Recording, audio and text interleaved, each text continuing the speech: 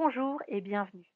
En moins de 5 minutes, je vous explique les missions de la CARSAT, la Caisse d'assurance retraite et de la santé au travail de Bourgogne-Franche-Comté, et le rôle de l'assurance maladie risque professionnel.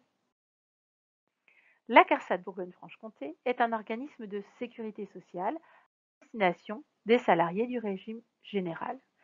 Et la CARSAT a trois grandes missions, trois branches, que sont l'assurance retraite, l'assurance maladie et aussi l'assurance maladie risque professionnel. Organisme privé en charge d'une mission de service public. La CARSAT est gérée paritairement par les partenaires sociaux, c'est-à-dire les syndicats des salariés et les représentants patronaux, avec des missions relevant de deux caisses nationales qui sont la CNAV, la Caisse nationale d'assurance vieillesse, et la CNAM, la Caisse nationale d'assurance maladie. Je vous le disais donc, trois grandes missions pour trois branches de la sécurité sociale, avec tout d'abord le paiement des retraites. Dès le premier emploi, l'assurance retraite est présente aux côtés des salariés à travers le relevé de carrière pour les accompagner afin de mieux préparer leur retraite et mieux la vivre. L'accompagnement social, c'est au sein de la CARSAT un réseau d'assistants de services sociaux retraite qui accompagnent nos aînés à mieux vivre leur retraite et à les aider pour préserver leur autonomie le plus longtemps possible.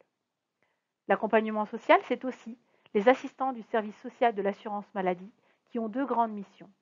Aider les assurés à faire face aux conséquences sociales, familiales, financières et professionnelles générées par la maladie ou le handicap. Accompagner le retour à l'emploi des salariés et des travailleurs indépendants en arrêt de travail, avec des mesures de remobilisation, comme par exemple l'essai encadré et la convention de rééducation professionnelle en entreprise, ou encore la réalisation d'ateliers collectifs. La troisième grande mission est à destination des employeurs. Tout d'abord, en gérant le taux de cotisation AT-MP, AT-MP pour accident de travail, maladie professionnelle. Les préventeurs accompagnent les entreprises dans leur démarche de prévention pour notamment faire baisser la sinistralité en matière d'accidents du travail et de maladies professionnelles et ainsi préserver la santé et la sécurité des salariés tout au long de leur vie professionnelle. Justement, l'assurance maladie risque professionnel. C'est tout d'abord votre assureur unique et obligatoire en tant qu'employeur.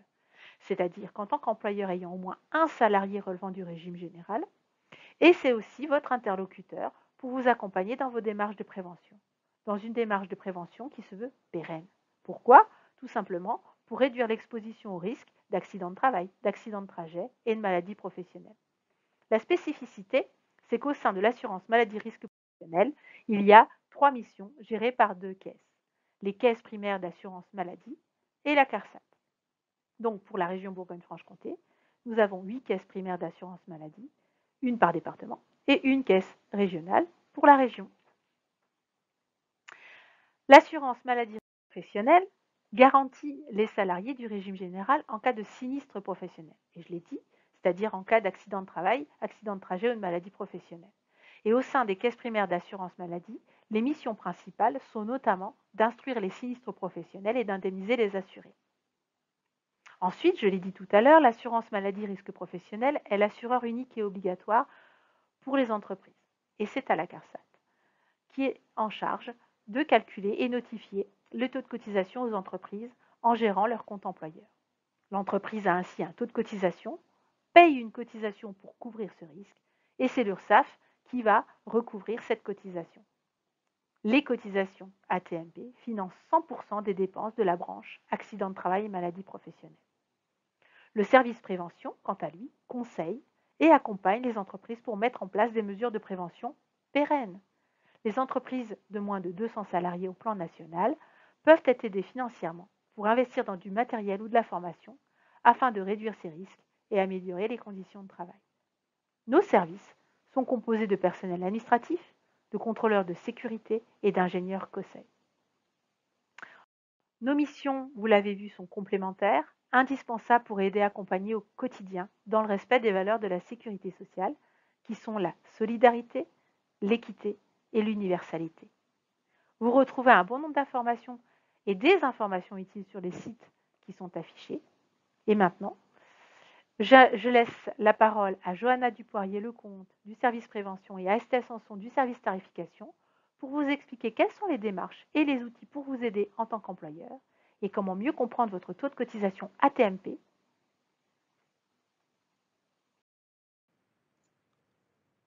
Nous allons voir ensemble le parcours d'un nouveau dirigeant. Commençons par les enjeux réglementaires de la prévention. L'employeur prend les mesures nécessaires pour assurer la sécurité et protéger la santé physique et mentale des travailleurs, d'après l'article L. 4121-1 du Code du travail. Ces mesures comprennent des actions de prévention, des actions de formation et d'information, et la mise en place d'une organisation et de moyens adaptés. Ces mesures, elles sont mises en œuvre en se fondant sur les 9 principes généraux de prévention qui sont décrits dans le Code du travail à l'article L. 4121-2. Le premier principe consiste à éviter les risques.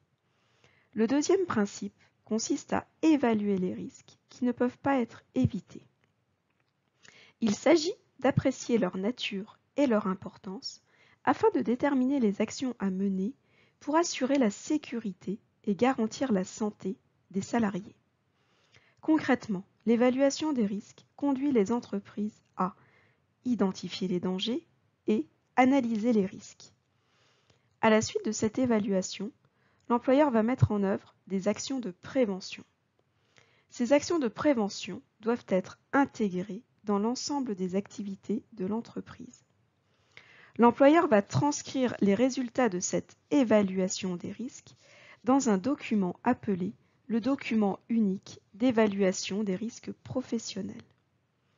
Ce document va faire ressortir les risques sur lesquels il faudra s'améliorer en priorité. Ce document est une obligation réglementaire précisée à l'article R. 4121-1 et ce, dès l'embauche du premier salarié. Ce document unique d'évaluation des risques professionnels est mis à jour au moins une fois par an pour les entreprises de 11 salariés et plus, ou lors de toute décision d'aménagement modifiant les conditions de santé et sécurité ou les conditions de travail. Ce document doit être compréhensible par tous et utilisé comme un véritable outil de prévention. Un plan d'action complémentaire à cette évaluation permet de lister et de planifier des actions à prévoir. Des outils en ligne, appelés OIRA, sont disponibles pour évaluer les risques professionnels. Ces outils ont été élaborés par l'assurance maladie risques professionnels en partenariat avec les organisations professionnelles des métiers concernés. Ces outils servent à réaliser l'évaluation des risques professionnels. Ils permettent d'éditer un rapport complet d'évaluation ainsi qu'un plan d'action de prévention. Des outils plus spécifiques comme CERICH permettent d'évaluer et de prévenir les risques chimiques dans l'entreprise. Cette application est mise à disposition et a été développée par l'INRS en partenariat avec la Direction générale du travail, la Direction des risques professionnels et les organisations professionnelles. Enfin, l'outil RPS-DU est également un outil spécifique permettant d'évaluer les facteurs de risque psychosociaux et d'associer un plan d'action. Cet outil a été développé par l'assurance maladie risque professionnel. Parlons maintenant de l'analyse des accidents du travail et des maladies professionnelles. C'est en effet une étape cruciale de la démarche de prévention, bien qu'elle ait lieu a posteriori. L'analyse permet d'identifier et de comprendre les causes à l'origine de l'accident, puis de mettre en place des mesures de prévention afin d'empêcher que l'accident ne se reproduise. Il est donc essentiel d'analyser ces accidents du travail. Des outils sont disponibles sur le site de la CARSAT Bourgogne-Franche-Comté. Je laisse maintenant la parole à Estelle Sanson pour la partie tarification. Merci Johanna. Alors tout d'abord, pour rappel, nous sommes l'assureur unique et obligatoire des entreprises employant au moins un salarié du régime général. Les principales missions du service tarification consistent à la gestion du fichier employeur, c'est-à-dire tout ce qui concerne une embauche, une fin d'emploi, la reprise d'un établissement, un déménagement. Nous avons aussi une mission de classement des établissements à l'activité principale. L'objectif du service, c'est de calculer et notifier un taux de cotisation accident du travail et maladie professionnelle en fonction du mode de tarification, c'est-à-dire la taille de l'entreprise, du secteur d'activité et de sa sinistralité. Tout d'abord, un petit rappel des modes de tarification. Taux collectif, c'est-à-dire moins de 20 salariés au niveau national. C'est une cotisation mutualisée calculée sur l'ensemble des sinistres survenus dans le secteur d'activité. Par exemple, tous les coiffeurs ont le même taux de cotisation s'ils ont moins de 20 salariés au niveau national. Ce taux collectif permet de protéger les entreprises contre les sinistres graves pour lesquels elles pourraient avoir du mal à assumer seules les conséquences financières. Nous avons ensuite le taux individuel. Là, c'est à partir de 150 salariés au niveau national, cotisent en fonction des sinistres survenus dans leurs établissements. C'est une cotisation individuelle. Le taux mixte, enfin, c'est pour les entreprises de 20 à 149 salariés au niveau national. Comme vous l'avez sûrement compris, il combine le taux collectif et le taux individuel. Plus l'entreprise est petite, plus la part de mutualisation sera importante. Il faut savoir que les cotisations financent 100% des dépenses de la branche accident du travail et maladie professionnelle. Par ce système de cotisation, les entreprises sont incitées à supprimer ou du moins à réduire les risques professionnels, protégeant ainsi la santé et la sécurité des salariés au travail. Maintenant, je vais vous parler du compte ATMP accessible depuis netentreprise.fr. Il s'agit d'un service en ligne pratique, gratuit et ouvert à toutes les entreprises cotisant à la branche risque professionnel du régime général. Ce compte ATMP permet la consultation du taux de cotisation accident du travail et maladie professionnelle avec ses éléments de calcul sur 3 ans ainsi que la dématérialisation du taux de cotisation qui, je le rappelle, est obligatoire en démat depuis 2022. Il permet également un suivi en temps réel des sinistres, la consultation de l'attestation risque professionnel, taux de fréquence, taux de gravité nécessaires dans le cadre d'un marché public, la demande de subvention prévention pour les entreprises de moins de 50 salariés peut être faite depuis NetEntreprise, la consultation du barème des coûts moyens par secteur d'activité et enfin, le bilan individuel des risques professionnels pour les entreprises du même secteur. Et maintenant, je laisse la place à Johanna. Au-delà de l'impact sur la santé du salarié, les enjeux de la prévention sont également d'ordre organisationnel. En effet, on peut citer le temps passé lors de l'accident, puis l'arrêt de production consécutif à cet accident, et enfin celui passé pour la gestion des conséquences de l'accident, par exemple pour recevoir l'inspection du travail, la CARSAT. Aussi, le remplacement de la victime par une autre personne, en CDD, en intérim, ou un autre salarié de l'entreprise modifiera également l'organisation. En effet, cela nécessitera du temps de formation de cette nouvelle personne. Il y a également des risques de non-qualité, de retard de production et donc de retard de livraison chez le client.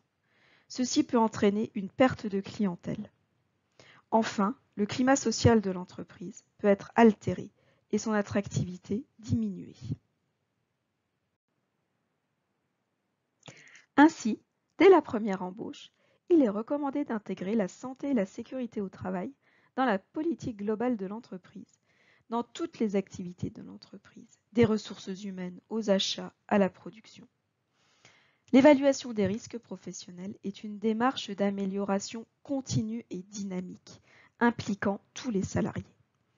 La prévention favorise des modes de production, une organisation plus efficace. Elle prend en compte l'environnement de travail. Elle constitue ainsi un véritable levier de performance et d'attractivité pour l'entreprise. Des ressources sont à votre disposition sur le site de la CARSAT Bourgogne-Franche-Comté. Nous vous remercions. À bientôt.